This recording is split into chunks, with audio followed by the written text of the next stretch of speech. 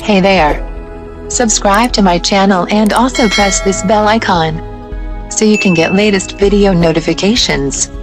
And this is absolutely free. You will hear a young student, Andrew, ringing an employment agency inquiring about their services.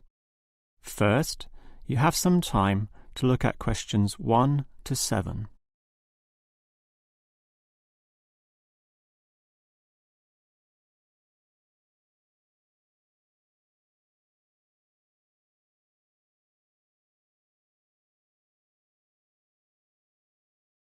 Now we shall begin. You should answer the questions as you listen, because you will not hear the recording a second time. Now listen carefully and answer questions 1 to 7. Hello, is this the AAA employment agency? Yes. Hi, I rang before. My name's Andrew Peterson. I rang you earlier and gave you my personal details. If you remember, I'm that student looking for work during the summer holidays. Oh, sure. Actually, I have your file right here. But we still need to add some further information. Yeah, that's what they told me, and that's why I'm ringing. What do you need to know? Well, we have to know your main level of education. It's a degree, I suppose. Yes, but I'm still doing it in engineering. It's quite interesting. Some of my friends are studying computing, though, so I'm interested in that also. Well, I'll just write in your main degree subject, engineering. We usually have a demand in computing, though. Have you worked with computers before? No, I just do some programming for fun at the university, but I almost got a job as a computer designer once.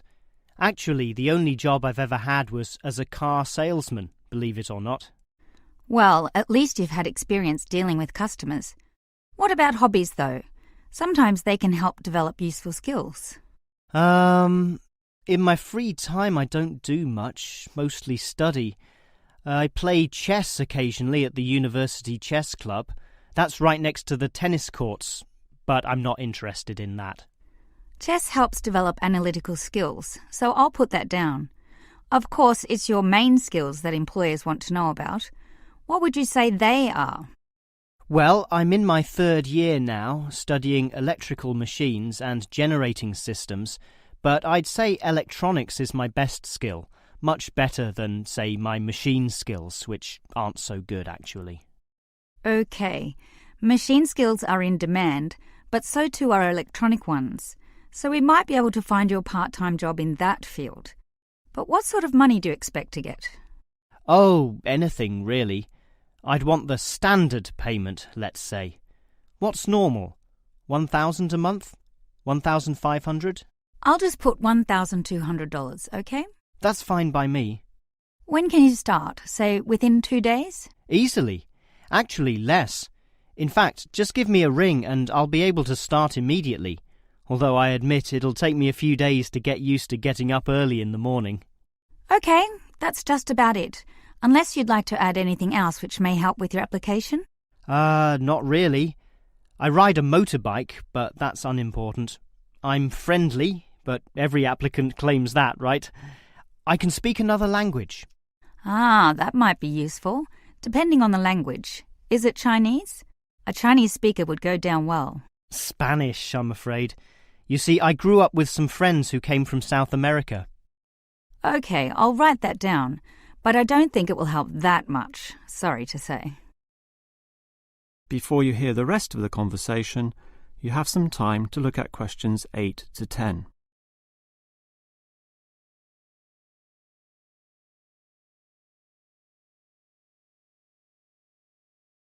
Now listen and answer questions 8 to 10. Well, thanks for your help, and hopefully I'll get a job soon. But can I just ask one more question? Sure. What basically are employers looking for when they interview someone? Oh, many things. Being hardworking, diligent, and focused on your job is good. But surprisingly, it often means you can't see the bigger picture or provide suggestions which help the company move forward. That requires thinking for yourself, outside the box, as they say, and being free of the standard ways of approaching tasks. Employers certainly value that. I guess experience must help, though. It depends. If it involved a routine job, one which didn't exercise your mind, it might not mean that much at all. But since companies are basically composed of people, it is important to be able to get along with others. There's no point in hiring someone whom the other employees don't like, right? That just causes problems. In fact, I would say that being friendly and approachable ranks far more highly than your academic qualifications. OK, and that's all assessed at the interview, right? Yes, and your qualifications, experience, and approach to the job, such as whether you can do different things, work overtime, or do long hours as needed. But those latter qualities are pretty much standard. What may be more important is based on the fact that things inevitably go wrong.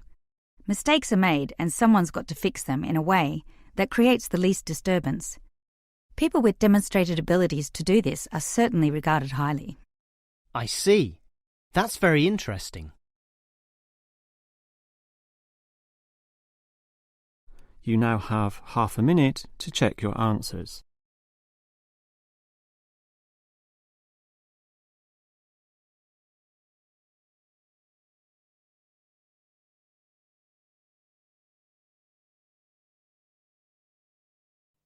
You will hear a local radio program about cycling courses in London.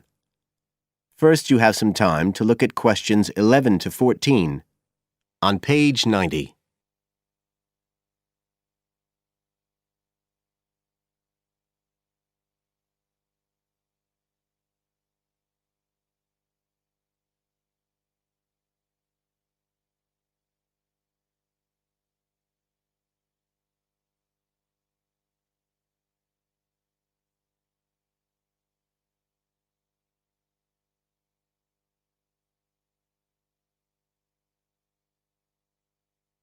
Now listen carefully and answer questions 11 to 14.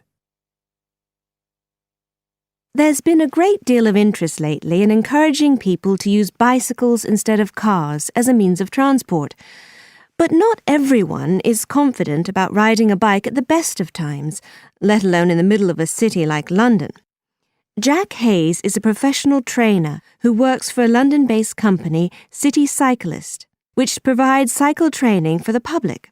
What exactly does City Cyclist do, Jack? Well, our basic purpose is to promote cycling as a sustainable form of transport. We believe the best way to promote cycling is to teach people to use their bikes safely and with confidence. In European countries, people all learned from their parents, and they also learned in school. And when I tell them I teach people to ride bikes, they laugh. They think it's crazy. But here in London, it's completely different. You're approaching the point where a whole generation of people have grown up not being allowed by their parents to cycle because it was considered to be getting too dangerous. And so, in turn, they can't teach their children. We believe in realistic training. So if someone wants to use a bike regularly, say to get to work or school, we aim to train them by teaching them to ride on the actual roads they'll use, so they can develop the basic skills they need and build up their confidence that way. At City Cyclist, we believe cycling's for everyone, no matter what age or level of ability or mobility. We do complete beginners and also advanced courses. That's for urban cyclists who want to deal with things like riding in streets with complicated intersections and things like that. We don't promote the use of personal protective equipment for cyclists, and we endorse the policy of the European Cyclists Federation that parents should be allowed to make an informed choice as to whether or not their child wears a helmet. We believe the key to safe cycling is assertiveness, taking your place on the road. This has to be instilled right from the beginning. Assertive road positioning and behaviour is the key to safe cycling in congested urban environments. Some people are surprised that we don't promote the segregation of cyclists from motorised traffic, but we don't think that's practical in all urban environments. Instead, we teach people to use as much road space as they need to travel safely and effectively. You now have some time to look at questions 15 to 20 on page 91.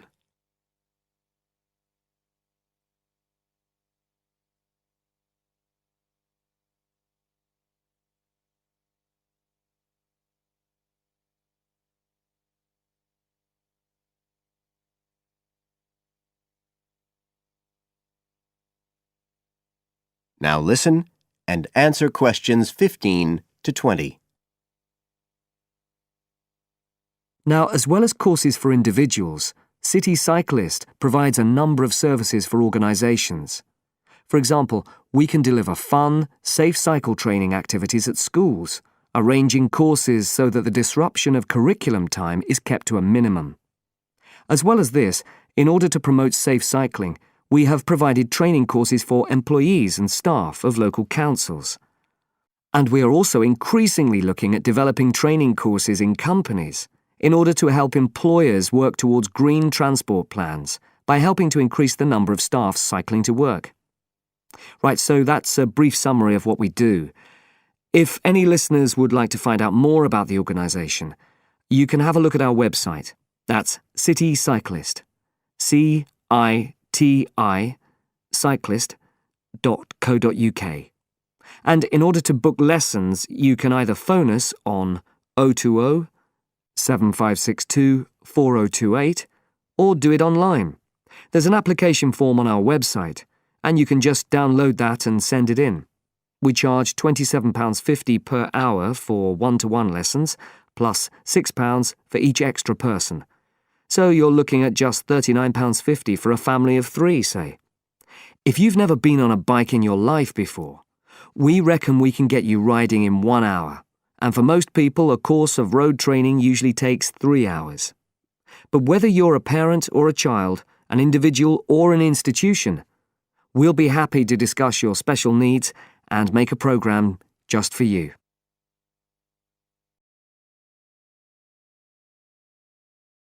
You now have half a minute to check your answers.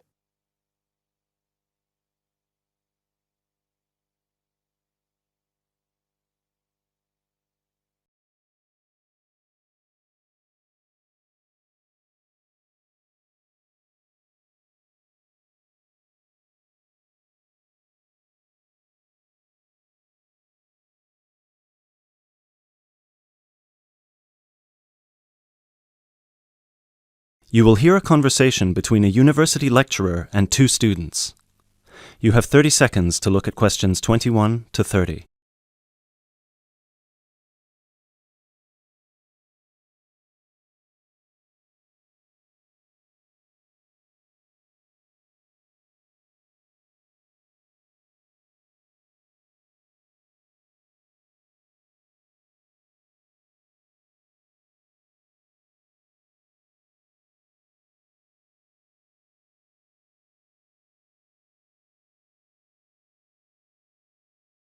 James, Carol, thank you for coming in. Have a seat. So, I take it both of you have completed your interviews with the managers? Yeah. Right. Great. Remind me, who was supposed to do the interview with the manager from the chain supermarket? That was me. Right, so that means that you were going to do the interview with the clothes shop, Carol, right? Yeah, but we decided to swap at the last minute, so I did the supermarket instead. OK, so let's start with you first, Carol. If I remember correctly, you reported that your interviewee was very difficult to get through to. Is that right? Yeah, he had a very busy schedule, so it was hard for him to fit me in and show me around the store and everything. We had to reschedule about 3 times before I finally managed to do the interview with him. And how was it for you, James? Oh, I had no issues at all. I just went in on a weekday and the shop was empty, so we did it right there and then. Great. So, Carol, how did you find the management scheme? Let's start with how they recruit their trainees.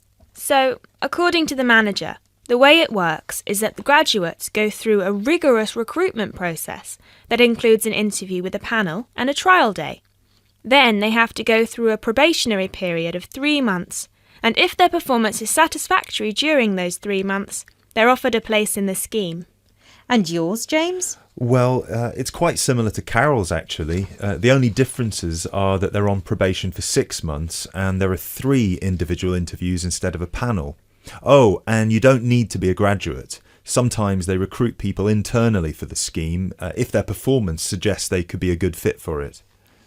OK, and how about the training offered? Carol? It's all very on the job.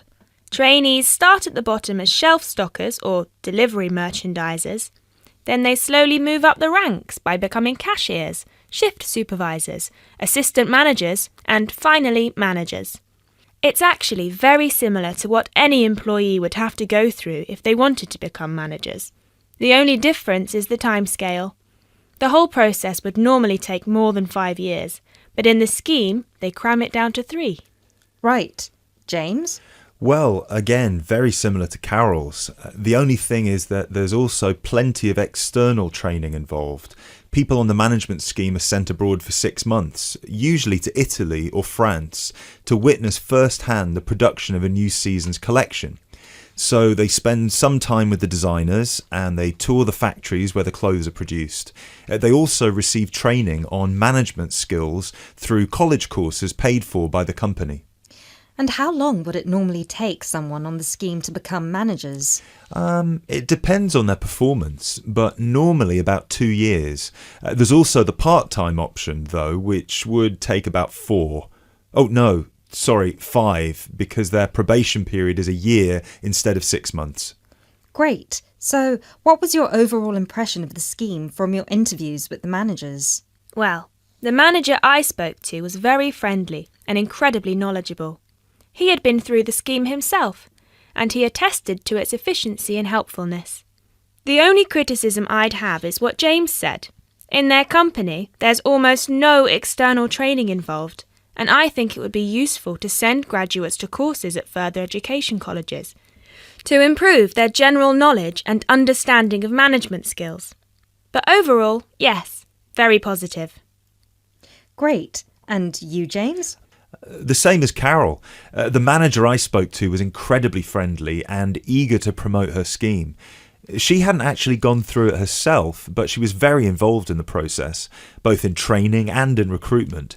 She's actually one of the 3 people who do the interviews for the new trainees. And I really like the structure with the classes at college. I think that's very useful and it improves the trainees' chances of getting another job eventually, should they decide to leave the company in the future. The only thing I have to say against it is that 2 years is too short in my opinion. It should really be closer to 3 years, as I imagine the trainees would get exhausted fairly quickly with all this information fired at them in such a short span of time. Thank you both. So now you know you need to compare your 2 interviews and decide which scheme would be most beneficial to someone from a disadvantaged background, especially those who...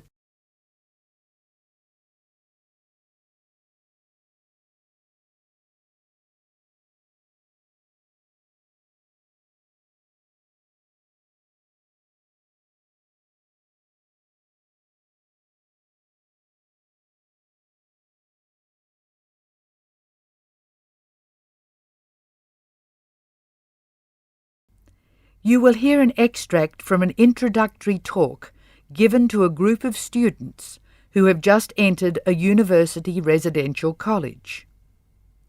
The speaker is the principal of the college.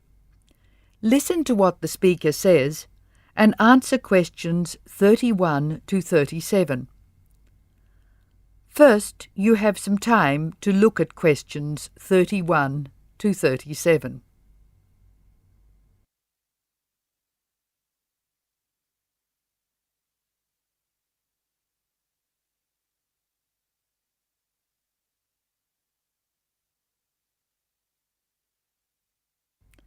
Now listen carefully and answer questions 31 to 37.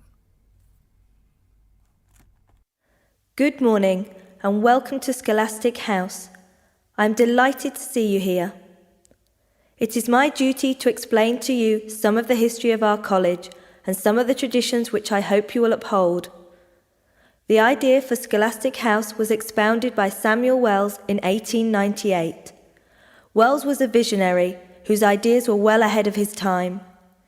He wanted a college which would encourage friendship between people of different races and nationalities.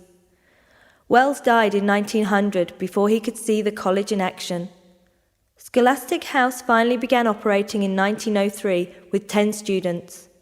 Those students came from Asia, Europe, and the Americas. At that time, Scholastic House accepted only male students, although it has been co-educational since 1963. 9 of these foundation students went on to lead illustrious lives. The only exception died tragically on his way home from Scholastic House to Sarawak. He had only recently graduated with an honours degree in law, and he was robbed of a brilliant future. The other 9 students, as I said, led very fulfilling lives. 3 became political leaders, 3 became doctors. Perhaps the most famous graduate became a university teacher and was responsible for the introduction of modern teaching training methods in his country. 2 of the original group became senior engineers and went on to deeply influence the way the water systems of their country were exploited. The college ran into hard times during the period of the Great War, 1914 to 1918, when the charter of the college was interpreted to mean that neither students nor staff could take part in the war effort. Many people felt that this indicated a lack of national spirit, and the walls of the college were frequently marked with graffiti. Meantime, outside the college, tens of thousands of young men went away to fight in Europe, never to return. The college was building a reputation for learning and for tolerance of opposing views. Scholastic House debate and discussion nights were open to the public in 1927 and have been available to anyone who wishes to attend ever since. It is a proud tradition of the college that any view may be expressed, provided that it can be defended intellectually. Over the years, topics which were controversial at the time have been discussed and debated. Now look at questions 38 to 40.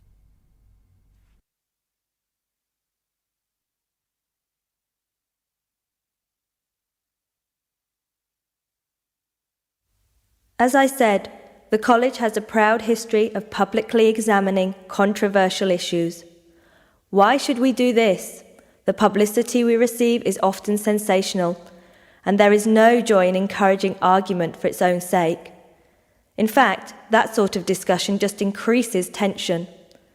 The only legitimate reason for our behaviour is that it casts light upon the topic in question and informs the debate. And controversial topics are the ones which most need informed attention. As the world forges ahead, we often find our scientists have outstripped our philosophers. We frequently develop scientific marvels without realizing their full implications. Nowhere is this more obvious than in medicine. We are now able to keep people alive far longer than before. But this medical ability must be measured in relation to the quality of those lives. I urge you to spend your time at Scholastic House wisely. You are the heirs of an excellent academic tradition of which we can all be justly proud. It is your responsibility to continue this tradition of querying where our world is going. Progress is not always upwards. I wish you every joy in your time here, and I hope that I will hear much well-informed debate from you.